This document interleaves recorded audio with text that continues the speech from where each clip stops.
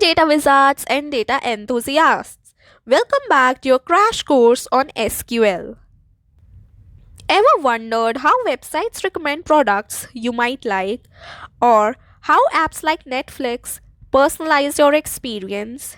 It's all thanks to the magic of data, and the key to unlocking that magic is a powerful tool called SQL, that is Structured Query Language. This video is the third part of our SQL series.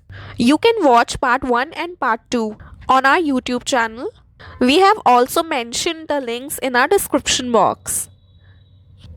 Now let's get started.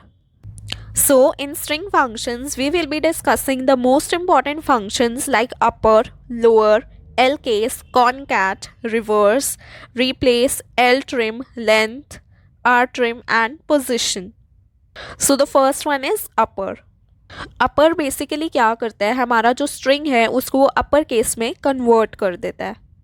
ऐसे ही हमारा जो lower होता है वो हमारा जो string है उसको लोअर केस में कन्वर्ट कर देता है. अगेन एल केस भी हमारा जो स्ट्रिंग होता है उसको लोअर केस में कन्वर्ट कर देता है. फॉर एग्जाम्पल अगर मैं एनालिस्ट लिखूंगी अपर केस में एंड मैं एल केस या लोअर केस यूज़ करूंगी या मेरा लोअर फंक्शन, तो जो मेरा स्ट्रिंग है वो लोअर केस में आ जाएगा, दैट इज वो स्मॉल लेटर्स में आ जाएगा. Next one is concat. Concat adds two or more strings together. Now for example अगर मैं दो लेटर्स को या दो वर्ड्स को अलग अलग लिखती हूँ जैसे ए एंड बी, एक तरीके से उन्हें ज्वाइन कर देगा. अब मैं इसमें 2 से ज़्यादा वर्ड्स या स्ट्रिंग्स भी ले सकती हूँ. Next one is reverse. Reverse basically क्या करता है, मेरे स्ट्रिंग को रिवर्स कर देता है, उसके पूरे लेटर्स को. Reverse basically reverses a string and returns the result. For example मैंने लेटर्स लिखे ए एंड बी, तो मेरे को बी ए करके देगा रिजल्ट में. वो मेरे पूरे लेटर्स या जो मेरा स्ट्रिंग है उसको रिवर्स कर देगा एंड देन मुझे आउटपुट प्रोवाइड करेगा. Now the next one is replace. Replaces all occurrences of a substring within a string with a new substring. So basically ये क्या करता है, फॉर एग्जाम्पल मैंने लिखा द एनालिस्ट लेंस, राइट. तो अगर मैं ये मेरा पूरा एक स्ट्रिंग हो गया. अब मान लो इसमें मेरा सब स्ट्रिंग है एनालिस्ट, राइट. अब मुझे उसको चेंज करना है तो मैं द एनालिस्ट लिख के उसके बाद मैं एनालिस्ट लिखूंगी एंड जो वर्ड मेरे को चाहिए एनालिस्ट की जगह मैं वो वर्ड टाइप करूँगी, तो मेरे स्ट्रिंग में चेंजेस अकॉर्डिंगली हो जाएंगे. फॉर एग्जाम्पल जैसे द एनालिस्ट लेंस था उसकी जगह आ गया the data lens. Now L trim. L trim as the name suggests it removes the leading space from the string. तो बेसिकली ये मेरे लेफ्ट हैंड साइड वाली स्पेस ट्रिम कर देगा. Now we have length. Length basically क्या करता है, मेरे स्ट्रिंग के साथ ही साथ वो मेरी स्पेसेस भी काउंट कर लेता है.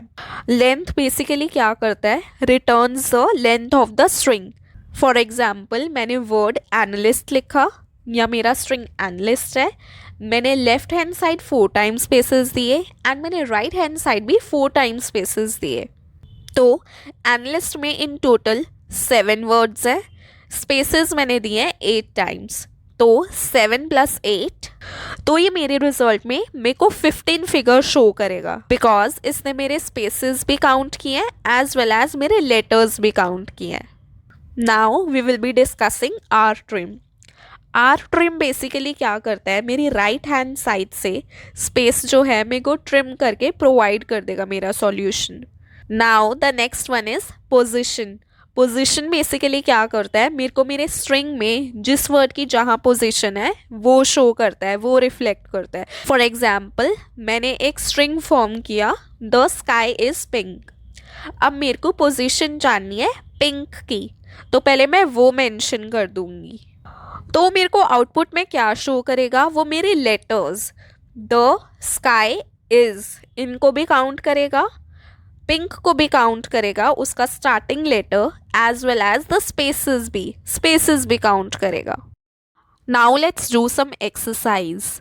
सो the first is select upper जो भी मेरा स्ट्रिंग नेम है, the analyst lens as upper underscore case. So basically यहाँ पे क्या होगा, मैंने जो ये अपना स्ट्रिंग लिखा है द एनालिस्ट लेंस, ये पूरा उसको अपर केस में डिफाइन कर देगा, आउटपुट अकॉर्डिंगली देगा। एंड मैंने अपना कॉलम का नेम दे दिया है अपर अंडरस्कोर केस।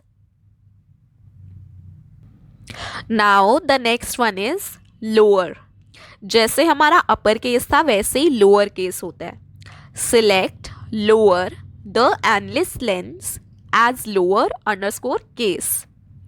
तो यहाँ पे मैंने अपना स्ट्रिंग सिलेक्ट किया, उसको लोअर केस में कन्वर्ट किया एंड देन अपने कॉलम का नेम दे दिया मैंने lower underscore case.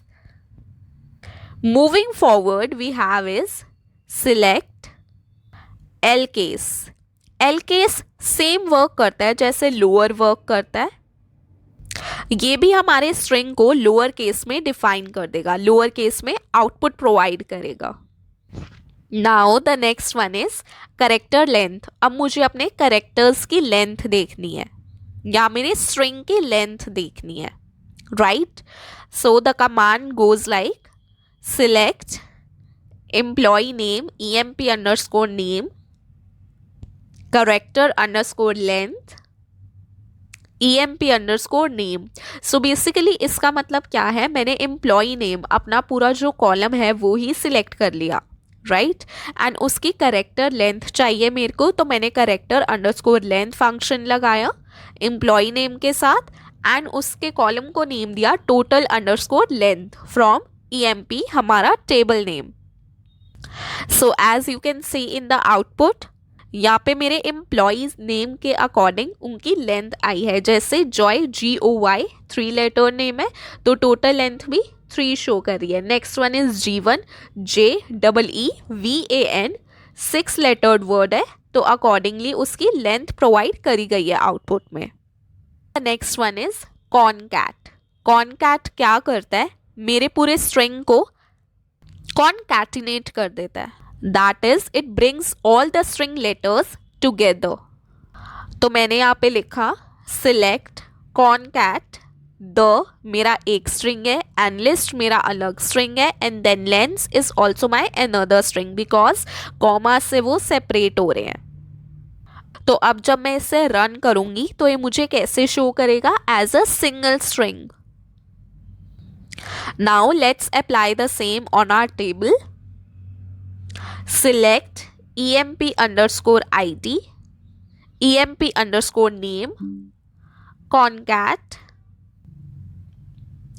EMP underscore name and then ये हमने सेपरेटर दे दिया है as space comma as as now हमारा column name name underscore as from हमारा टेबल नेम EMP। सो यहाँ पे हो क्या रहा है, बेसिकली मैंने क्या क्या चीज़ें सिलेक्ट करी जो मुझे शो करनी है, employee ID and employee name. And मुझे कॉनकैटिनेट क्या करना है, मेरे को कौन से स्ट्रिंग्स इकट्ठे लाने हैं, कौन से कॉलम्स इकट्ठे लाने हैं, that is employee name and age. And मैंने इन्वर्टेड कॉमा में स्पेस दी है ताकि जब age and name of the employee concatenate हो तो उनके बीच में स्पेस आ जाए as a separator. And then मैंने अपना कॉलम नेम दे दिया that is name underscore as from employ.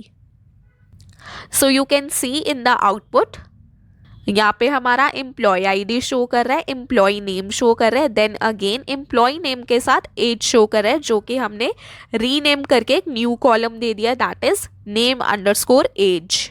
Now the next one we have is reverse. So I selected reverse analyst. Select reverse analyst. मेरे पूरे letters को ये reverse कर देगा। ANALYSC को ये कैसे शो कर रहा है हमारे आउटपुट में, TSYLANA, राइट। अब मैं इस चीज़ को हमारे एम्प्लॉय टेबल पे भी यूज़ करूँगी। Select reverse EMP underscore name, मेरा पूरा मैंने एम्प्लॉय नेम कॉलम सिलेक्ट किया फ्रॉम EMP हमारा table. So now we can see it in the output, हमारे सारे जो नेम थे एम्प्लॉयज़ के वो रिवर्स लेटर में आ गए हैं, जैसे YOGNAVEEJ, right. Now the next one we have is replace. Replace क्या करता है, अगर हम इसको सिंपल इंग्लिश लैंग्वेज में भी समझें, किसी चीज को रिप्लेस करना एक चीज से. So we are writing the command now. Select replace the analyst lens. The analyst lens मेरा पूरा एक स्ट्रिंग है. अब मेरे को चेंज करना है एनलेस को डेटा से. तो मैंने क्या किया, मैंने मेंशन कर दिया स्ट्रिंग अपना जो मेरे को रिप्लेस करना है. So that is analyst, and जो अब मुझे चाहिए वो है डेटा. मैंने वो स्ट्रिंग लिख दिया एंड देन हमारा सेमी कॉलन. अब हम रन करेंगे तो हमारे आउटपुट में हमें शो होगा द एनालिस्ट लेंस की जगह the data lens. Now the next one we have is L trim.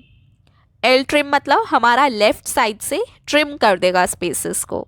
So we will write select L trim, then parenthesis open, inverted comma में हमारा string name, then inverted commas closed and parenthesis closed.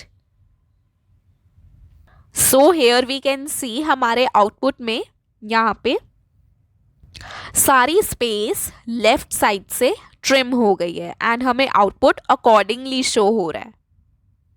Now the next one is length. Again ये same होगा L trim की तरह, but ये function different perform करेगा. ये मेरे को स्पेसेस के साथ मेरे लेटर्स की भी काउंटिंग प्रोवाइड करेगा in the output. So we can see in the result grid it's 19. The length of my string is 19. Analyst word जो है वो एक्चुअल में 7 लेटर्ड वर्ड है, बट मैंने स्पेस 12 टाइम्स दी है, इसलिए मेरे रिजल्ट ग्रिड में it's showing as 19. Now let's use R trim. Now select length, parenthesis open, R trim. Again एक और पेरेंथेसिस खोलेंगे जिसके अंदर हम अपना स्ट्रिंग डालेंगे, राइट. देन दोनों पेरेंथेसिस क्लोज करके semicolon. So what's happening here is मेरे को लेंथ चाहिए जहाँ पे मेरे को राइट साइड से स्पेसेस ट्रिम्ड चाहिए, राइट. सो यहाँ पे मेरा रिजल्ट ग्रिड में आउटपुट शो कर रहा है 12. जब हमने लेंथ में देखा था तो it was showing as 19. Now it's 12. Why? Because right side की स्पेसेस काउंट नहीं हुई है. हमारा एनालिस्ट वर्ड जो है वो 7 लेटर्ड वर्ड है, right. So we have 5 spaces and 7 lettered word. So here it is showing it as 12. Now let's see how to check position. So we have our letter as lens जिसकी मेरे को position check करनी है. So select position, parenthesis open, मेरा word name जिसकी मेरे को position देखनी है अपने string में as name. नेम अगेन मैंने अपना कॉलम नेम रख दिया. So in the result grid we can see it as 13. तो इससे बेसिकली क्या किया, द के 3 वर्ड्स काउंट किए, देन स्पेस 1 काउंट किया, दैट इज 4. एनालिस्ट के हमारे 7 वर्ड्स हैं. सो इन टोटल हमारे 11 हो गए. देन लेंथ से पहले की space that is 12 and now हमारा लेटर जिससे स्टार्ट हो रहा है एल से 13, राइट. सो लेंथ की पोजिशन है 13th. Now let's check it for ASCII. Select ASCII for letter A. तो मैंने अपना string दे दिया inverted comma में as A. तो मुझे accordingly result grid में show हो रही है उसकी value that is 97. Because हम ये पहले ही पढ़ चुके हैं कि हमारा हर एक करेक्टर एक यूनिक 7-bit कोड से एसोसिएटेड होता है, राइट. एंड हमारे लोअर केस लेटर्स जो हैं वो 97 से स्टार्ट होते हैं. So A is the first letter. So that's why it is showing it as 97. Now let's check it for 4.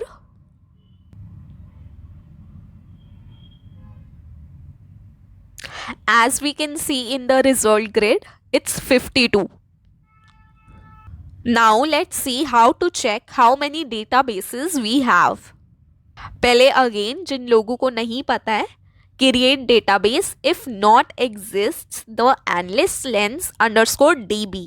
इसका मतलब है अगर मेरा ये डेटाबेस नहीं एग्जिस्ट करता तो उसको क्रिएट कर दीजिए. राइट ये हमने अपनी फर्स्ट वीडियो में भी किया था, पार्ट 1 में, कि डेटाबेस कैसे क्रिएट करते हैं. Now let's see how to see databases we have. So we are passing a very simple command, that is show databases, then semicolon. So as you can see in the result grid, ये हमें provided जितने भी databases है वो show करेगा. मैंने ये command क्यों पास करी, create database if not exists the analyst lens underscore db. Why? So I pass this command to avoid errors if the database already exists. So basically इसमें क्या होता है, when we execute this command, the system first checks if the data with the specified name already exists, right? If the database does not exist, it creates a new database with that name. Okay? If the database already exists, the command is simply ignored and no error occurs. अगर मैं ये command use करूंगी if not exists use करके, so basically क्या होगा, पहले मेरा system check करेगा अगर ये डेटाबेस एग्जिस्ट करता है इस नेम से या नहीं. अगर नहीं करता तो वो मेरा एक न्यू डेटाबेस क्रिएट कर देगा. बट अगर मेरा डेटाबेस एग्जिस्ट करता है ऑलरेडी तो वो कमांड इग्नोर करेगा एंड कोई एरर्स शो नहीं करेगा.